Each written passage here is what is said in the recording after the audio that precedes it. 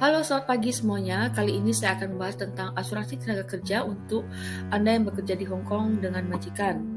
Jadi, di sini kita mulai sekarang ya. Jadi, majikan itu berkewajiban untuk membelikan asuransi kesehatan bagi Anda yang bekerja dengan mereka. Jadi, asuransi yang komprehensif itu adalah mencakup asuransi tentang perlindungan medis bagi Anda dan kecelakaan diri dan juga biaya repatriasi, yaitu biaya pemulangan ke negara asal. Misalnya Indonesia, Filipina, dan lain-lain ya.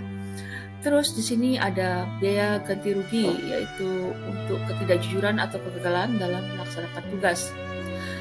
Selain itu ada biaya rumah sakit yang muncul jika Anda harus dirawat di rumah sakit akibat penyakit atau kecelakaan. Jadi, perlindungan medis itu menyeluruh ya, dari mulai rawat jalan, rawat inap, bahkan operasi, dan juga biaya perawatan gigi darurat. Jadi perawatan gigi darurat itu misalnya perdarahan gitu, atau mungkin Anda kecelakaan terus terkena gigi Anda luka. Jadi ini tidak termasuk biaya pembersihan gigi dan biaya pencabutan gigi.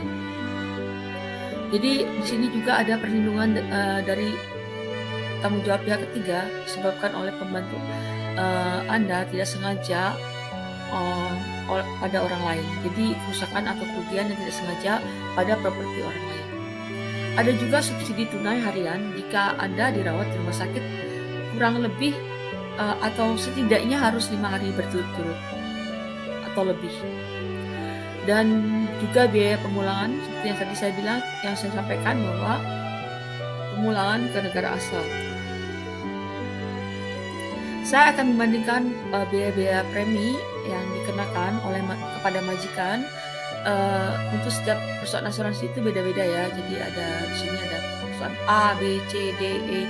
Jadi mereka memberikan clinical coverage, ada yang juga tidak memberikan.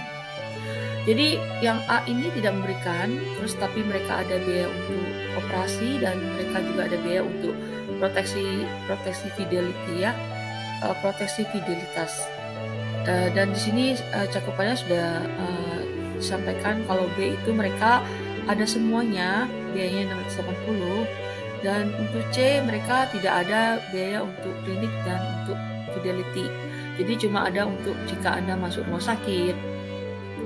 Jadi D itu adalah mencakup semuanya dengan jumlah yang 3.000 untuk klinis, 20.000 untuk operasi, dan untuk fidelitasnya 3.000. Ini juga cukup menyeluruh ya, jadi untuk termasuk komprehensif sekali, dia mencakup semuanya, dan di atas rata-rata biayanya adalah 680. Dan ada juga tambahan dalam polis, misalnya majikan ingin membelikan Anda perlindungan terhadap penyakit kritis, di mana jika Anda mengalami penyakit kritis itu adalah penyakit yang tergolong parah ya. Jadi penyakit yang membutuhkan biaya lebih besar daripada penyakit non kritis.